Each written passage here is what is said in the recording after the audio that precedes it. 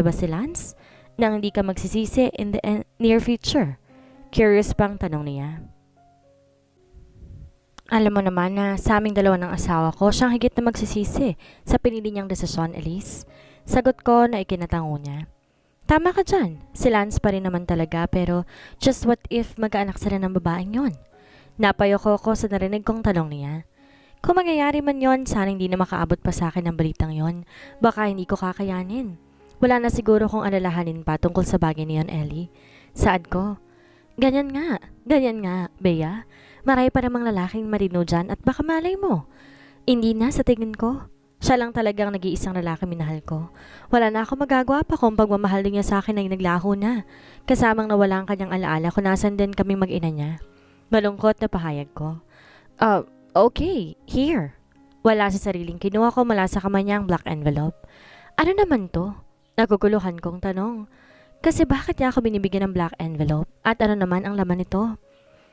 Iwan mo muna pansamantalang lahat at isama mo ang mga anak mo, Beatrice. This is worth it. Sabi niya na nagpagulo naman sa isip ko. Napatingin ako sa bagay na to. Buong magdamag din ako napaisip sa suggestion ni Elise at sa tingin ko naman, magandang ideya yon. Kaya hindi na rin ako nagdalawang isip pa. Babalik naman kami. Hindi ko lang alam kung kailan. Hindi pa ako sigurado, sabi ko. Pansamantalang pinalipat ko ang kasambahay namin sa mansyon ng parents ko. Nagtaka nga mami ko dahil para sa niya natagtanong din siya kung saan kami pupunta. Sinabi ko lang na magbabakasyon lamang kami mag-iina. Di naman siya nagtanong pa tungkol sa asawa ko. Mabuti yon dahil hindi sila magagalit kay Lance dahil kung nagkataon, di na rin siya pahihintulutang lapitan pa mga anak namin. Kung malalaman niya nga na may 2 anak siya sa akin. Ate, sige na, isama niya na muna silang lahat. Ani ko at bumuntang hininga pa siya. Saan po bang punta ninyo, ate? Matatagalan po ba kayo roon? Tanong niya. I know he is worried. Sasabihin ko sa inyo kapag nakarating na kami roon. Don't worry, Sander. Magiging maayos lang kaming 3 at saka kasama namin si Elise. Sige na. Hinila naman niya ang braso ko at niyakap ako. Mag-iingat po kayo, ate, ha? Huwag mong kakalimutan tawagan ako. You promised that. I nodded my head. Binuksan pa niya ang pintuan sa driver's seat at inalalayan ako makasakay sa kotse. Sige na, alam kong busy ka. Sabihan mo na rin sina mom at dad at mababakasyon lang talaga kami. Kung babalak na kami, magpapasundo na lamang kami sa'yo. Ani ko para hindi na siya mag-alala talaga sa amin. Aasahan ko po yan, ate. Sige na. Dumaan naman kami sa kumpanya ni Lance at lahat ng mga empleyado ko ay napapatingin sa amin. Hindi na rin lingid sa kaalaman nila na may ibang babaeng nakakasama si Lance nang bumalik to sa trabaho niya. Si Lance, nasa loob ba siya ng office niya? Tanong ko sa sekretary ng asawa ko. May pag-aalangan pang tumango siya at bumuntong hininga. Maghihintay na lang kami sa loob. Dagdag pang saad ko. Sige po, Ma'am Beatrice. We're gonna meet Daddy na, Mom? Lou asked me and I nodded. This is the last chance, Lance. Kung wala ka pang gagawin, mapipilitan akong iwan ka na lang at ilalayo ko na sa mga anak natin. Didi, Mimi? Inosenteng tanong naman sa akin ni Dylan. Tinanguan ko siya. Yes, hon? Sagot ko at tinaplos ang kanyang pisngi. Umupo kami sa couch habang si Lou naman ay sa swivel chair ng daddy niya umupo. Father's Day po ngayon ni Daddy, Mommy. Sabi nito sa akin. Ayos lang kahit hindi ka napapasok ngayon. Tanong ko sa kanya. Opo, Mommy. Sabi niyo rin. Pupunta tayo sa malayong isla. Nakangating saan niya. Yes, pero halos mag-iisang oras na kami naghihintay. Sa kanya hindi pa rin dumarating. Napatingin ako kay Dylan at Lou. Inaantok na nga sa paghintay ang bunso ko. Saglit ko pang pinasadahan nang tingin ng 4 na sulok ng opisina niya. Kung hindi siya darating ngayon, mawawala ng huling pagkakataon niya. Let's go. Pag-aaya ko at iginiya ko pababa si Dylan. Namumungay ang kanyang mga mata, tumihikap pa siya. Hindi na po natin hihintayin si Daddy, Mom. Aalis na po tayo. Hindi na anak, matagal na siya. Kung gusto niya tayong makita, siya maghanap sa atin. Siya naman na mag-effort na puntahan tayo. Lalaki siya kaya dapat siya ang pumunta sa atin. Ani ko tapos sunod-sunod sa pagtango niya. Mukha na i-excite pa siya. Sana po punta niya tayo agad, Mommy. Miss na miss ko na po kasi siya eh. Ani niya. Miss, Mimi? Pagsingit naman sa amin ni Daphne. Pareho kaming natawa ni Lou. Yes, Dylan. Miss. Ani ko. Lumapit agad sa amin si Des na makita kaming papalabas. Des, pakibigay na lamang to sa boss mo ha. Ang attorney ko na ang bahala dyan. Wika ako at nagulat pa siya na makita ang bagay na hawak ko. Parang alam na rin kasi niya kung ano ang laman nito. Dahil lang din sa sinabi kong bahala ng attorney ko. Ma'am Beatrice, sigurado po ba kayo? Sigurado. Seryosong sagot ko at kinuha na niya ang brown envelope mula sa kamay ko. Ma'am Beatrice, si Lance at ang attorney na niya ang bahala mag-usap tungkol dito. Des, sasabihin ko na sa kanya kung sinong kasama ko. Wala na rin akong pakialam pa ako na magiging reaksyon niya pero siguro wala. Ma'am Beatrice, alam ko iniiwasan lamang ako ni Lance. Ani ko at bumaba ang tingin ko sa anak ko. Inosenteng nakatingin din sa akin si Lou. May lungkot sa mga mata niya pero alam kong maintindihan pa rin niyang lahat ng ito. Di na nga kami magtatagal pa, ani ko. Pero hinabol pa rin kami ni Des. Ayaw niya talaga kaming umalis nang hindi dumarating ang kanyang amo. Hintayin niyo na lamang po si Sir Lance. Tatawagan ko po siya, ma'am. Hindi na. Sige na, aalis na kami. May pupuntahan pa kasi kami. Alagaan mo na lamang ang boss mo, Des. Paalam ko sa kanya. Sir Des, ano po yun? Nginitian ko si Lou. Nambigay niya ang note card na alam ko sinulatan niya iyon kanina. Pakibay ko ito sa daddy ko. Happy Father's Day po sa inyo, Sir Des. Nag-iwas ako ng tingin at parang may bumara sa lalamunan ko. Sa huli, hinayaan niya na lamang kaming umalis. Inintay pa namin bumukas ang elevator. Sa mga oras na alis na kami ngayon, hindi rin ako mapipilit ni Lance. Desidido na akong umalis at hiwalayan na siya dahil katulad ng sinabi ko, kung saan man siya masaya at kung isang kasiyahan niya rin ang palayain ko siya, yon ang gagawin ko. Hindi ko na siya pipilitin pa at hindi na rin ako maghahabol pa sa kanya. Bumukas ang elevator at pumasok na kaming tatlo. Mommy? Tugon ko at natawa ako na makita ang pilit na pagsuksok ng dulo ng polo shirt niya sa short pants niya. Lumuhod ako habang nasa bisig ko pa rin si Dylan. Inayos ko ang damit niya at narinig ko pang sinambit niya. Ano yon, Lou? I asked him. Si Daddy po. Nakita ko po siya. Sagot niya sa akin at itinuro ang pinto ng elevator. Umiling ako dahil pinagtataguan ako ni Lance kaya't imposible ang sinasabi ng anak ko. Busy ang daddy mo, Lou. Next time na lang din siya nadawin. Ani ko. But I saw him po. Ani niya. Kailangan na natin umalis dahil ang tita Elise mo'y naghihintay na sa atin sa lobby. Siya maghahatid sa atin, ani ko. Ngumuso siya at kalaunan tumango rin. Sa lobby na nga naghihintay si Elise base sa mukha niya. Parang nasisiyan din siya at pangiti-ngiti pa. Tita Elise, bulalas naman ni Lou. Hi Lou, excited ka na bang umalis? Opo. Good, halatang excited ka nga. At hindi mo rin alam, excited na si Tita Elise. Natatawang saad pa niya. By the way, iwanan na lang natin sa hotel ni Obet ang sasakyan niyo at nandun ang private chopper na sasakay natin. Ani Elise. Natuwa naman sa narinig si Lou. Sasakay po tayo sa private chopper, Tita Elise? Bulalas niya. Sure, kiddo. At hindi yun malalaman ng ibang lalaki. Wala rin akong tiwala sa kanila. Sabi niya at tinawanan ko yun naman. Dahil hanggang ngayon, hindi pa rin talaga siya nakaka-move on. Na humingi siya ng tulong dito ay naging tiklop ang mga bibig nila. Matagal na yun, Ellie. Kalimutan mo na yun. Na, parang kahapon lang nangyari, Bea.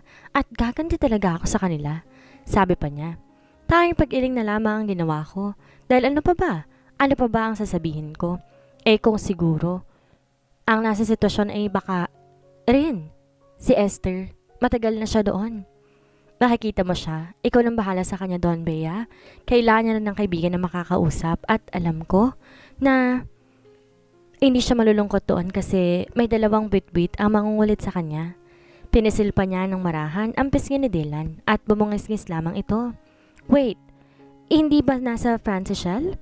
Nagtataka kong tanong. Ang alam kong sa place na iyon, nandito pa naman sa bansa at ang asawa ni Jovan. Siya mismo nagpatapon sa asawa niya sa France para itago ito mula sa mga tao dahil na rin lumabas sa isyu noon pero sinundo ko. Bago pa man mapuntahan ni Jovan ang gagong yon. Doktor nga siya pero wala siyang alam kung ano nangyayari sa asawa niya. Kaya pagkakataon ko na rin to para gantihan sila. Napahilot na lamang ako sa sentido ko. Seryoso nga siya sa gagawin niya. Ano pa nga bang magagawa ko ulit? Ang hayaan na lamang siya sa gagawin niya? Gusto niya ito. Binasa ko ulit ang laman ng black envelope, Black Island. Nakapunta na ako sa lugar na ito pero isang beses lamang. At bakit kaya ito ang napili ni Elise?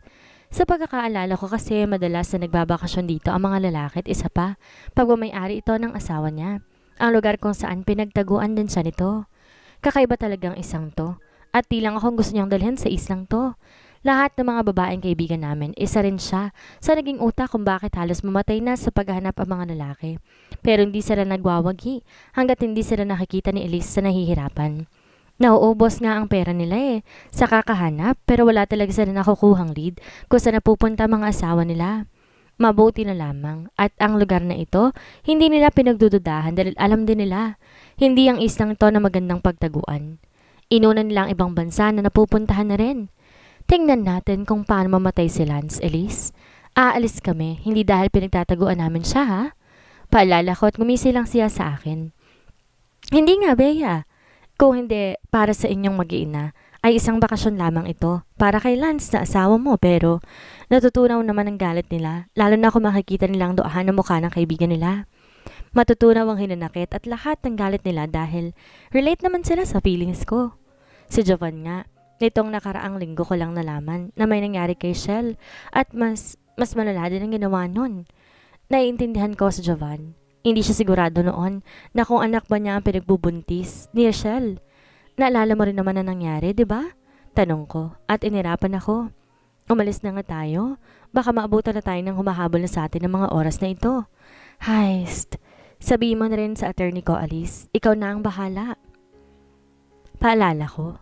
Baka kasi makalimutan pa niya Yup. Paki-off ng phone mo, Beatrice. At sinunod ko naman siya. Tiningnan ko pa ang kumpanya ni Lance. Malungkot nang umiti lamang ako. Let's go, Beatrice. Lance Daniels POV. Wala ka na bang naiwan, hon? My wife asked me. I smiled. Ganito siya kaalaga sa akin kapag alam niyang may business trip kami. Beatrice is my loving wife. She approached me and fixed my necktie. I encircled my arms around her little waist. Mas gusto ko talagang yakap-yakap siya Parang di ko gustong umalis. Mas gusto ko makasama na lamang kayo dito ni Lou. I uttered and took a deep breath. I don't know why I feel this strange way, pero ayoko umalis at parang di ko rin to gusto. Ako rin naman, she said. But I need to, wife. Para to sa inyo ng anak nating si Lou. I said and she wrapped her arms around my neck. I stared at her lips and I kissed her passionately. Hindi ko pa sana papakawalan ang labi niya kundi ko lang naalala ang lakad ko. Damn, I'd rather stay here with my wife and our son, but mag-iingat ka doon, she said and I wiped the side of her lips. Kayo rin dito ni Lou. Mahal na mahal kita, Beatrice. Mahal ko kayo ni Lou. Tandaan mo na kung wala kayo, wala rin ako ngayon. I told her and she nodded her head. Huwag yun na akong ihatid. Ayoko makita ninyo akong umaalis. Sabi ko pero tumawa lamang siya. Hindi naman na talaga bago sa amin to pero loko lang na makita nila akong umaalis. I love you too, hon. Hihintayin ka namin ni Lou, she said sweetly. Of course, maghihintay sila para sa pagbabalik ko. Sila agad ang sasalubong sa akin. Tatawag ako kapag nakarating na kami roon, okay? Sabi ko. Sige, hintayin mo ang tawag mo. Tumatangong sabi naman niya.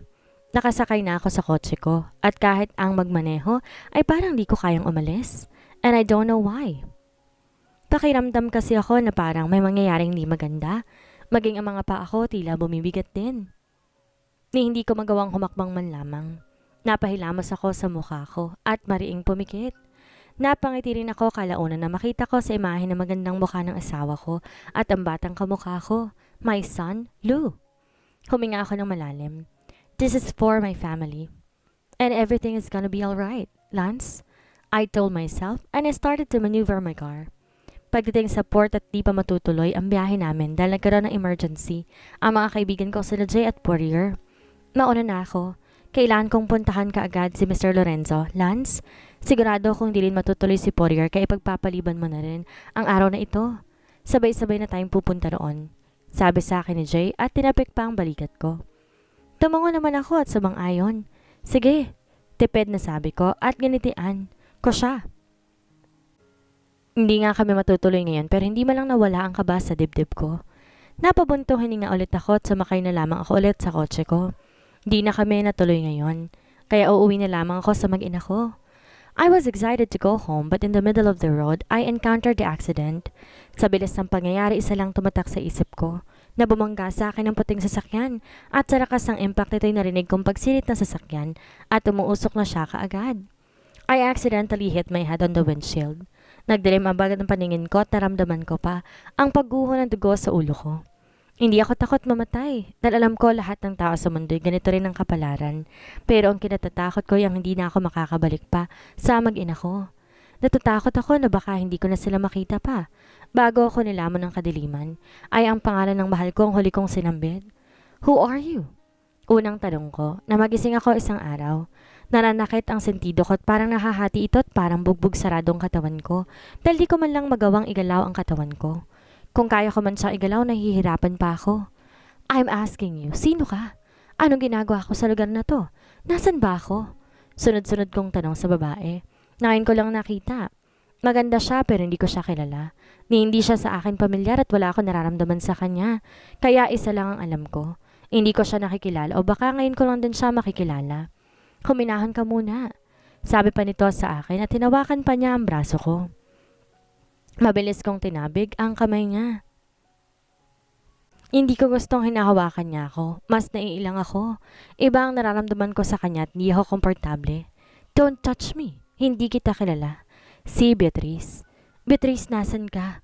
Nasan ka ba, Beatrice? Yun lang ang naalala ko na unang taong hinanap ko na magkamali ako. At halos magwala na ako na hindi ko siya makita. Pero may tinurok sa akin ng doktor sa braso ko at unti-unti nang hinang katawan ko. Bumibilis pa rin ang tibok ng puso ko. Nagsisimulang magdilim na ang paningin ko. Franz? Ikaw si Franz. Ako to, Nermisa. Akong asawa mo. Franz, alalahanin mong mahal mo ko. Si Nermisa ito at ako ang mahal mo, ang asawa mo. Franz, alalahanin mong akong mahal mo. I heard her whispered. When I woke up again, di na ako natataranta pa dahil sa halip na naging kalmado ko, ay may mga naalala pa rin ako pero hindi ko lang matandaan, ay kung paano ko napunta sa lugar na ito, at kung ano nga bang nangyari sa akin, na anong klaseng aksidente bang naganap. Hindi Franz ang pangalan ko. Sabi ko sa kanya nung pinapakain na niya ako. Nawala man ang iilan na memorya ko pero sigurado ako, hindi ko makakalimutan ang pangalan ko at pinanggalingan ko. Sa loob ng 3 buwan na iyon, siya lang ang nag-alaga sa akin. Ni hindi ko nakitang pamilya ko at mukhang di rin sila naghahanap sa akin. Naalala ko rin si Beatrice, my girlfriend. Kaya nang pinaramdam sa akin ni Nermisa na mahalaga ako sa kanya, sinubukan ko rin siyang kalimutan. Pero, naalala ko rin si Beatrice, my girlfriend. Kaya nang pinaramdam sa akin ni Nermisa na mahalaga ako sa kanya, sinubukan ko rin siyang kalimutan pero may bumabag-abag pa rin sa kalooban ko. Di ko alam kung bakit pero para may kulang sa akin. Sa tuwing sinasabi ko sa kanyang babalik ako na Maynila, pinipigilan niya ako. Bastang alam ko palagi ako nawawalan ng malay tuwing binabanggit kong bagay na yon. Ang hinihintay ko lang ay ang may dumating na kaibigan ko at ibabalik ako sa Maynila. I just pretend that I don't know anything and I did not bring out that topic dahil bawat pagising ko panibagong memoryang naaalala ko at may nakakalimutan din ako. Kamusta ang pakiramdam mo, Franz? Tanong sa akin ng kapatid ni Nermisa. Siya ang sumusuri sa akin at nagbibigay ng gamot na iinumin ko. Isa siyang doktor at alam niya ang kondisyon ko. I'm doing fine. Walang emosyon na sagot ko. May naaalala ka na ba? Umiling ako. Ilan lang ang naaalala ko, I replied. He said I have selective amnesia at tama naman siya sa pagsusuri sa akin dahil may mga bagay ako naalalang sobrang tagal na rin ang nangyari. Samantalang wala ako naalala sa mga naganap bago ako na aksidente. Napatingin ako sa singsing na nasa daliri ko. I tried to remove this but I couldn't. Para nakasalalay dito ang kaligtasan ko sa mga kamay ng 2 taong kasama ko pero hindi ko naman kilala. Paano ko? Paano ako makakaalis dito nang di nila ako pinipigilan pa? Until one day Beatrice came but ang ginawa ko pinagtabuyan siya dahil yun ang naisip kong gawin. Hindi ko rin inaasahang mahanap niya ako. Kahit ang lugar na to wala akong ideya. Beatrice? I uttered her name and she kept nodding her head. Umiiyak siya na makita niya ako. Hindi ko mawari ang klase ng pakiramdam sa dibdib ko. I just feel safe when I saw her. Oo, ako to. Ako to, Lance. Ako nga si Beatrice. Paulit-ulit pang sabi ko. Alam ko, kilala ko siya. Nakikilala ko pa rin siya. Walang duda siya nga si Beatrice, my girlfriend. Iilan lang ang mga alalang bumalik ko pero sabi ko, umuwi na tayo, Lance. Pag-aya niya sa akin at tinawakan niya ang kamay ko. Pero napainto siya tininan ang daliri ko kung saan may suot akong wedding ring namin. Yun ang sabi ni Nermisa sa akin pero kahit ito'y wala akong naaalala.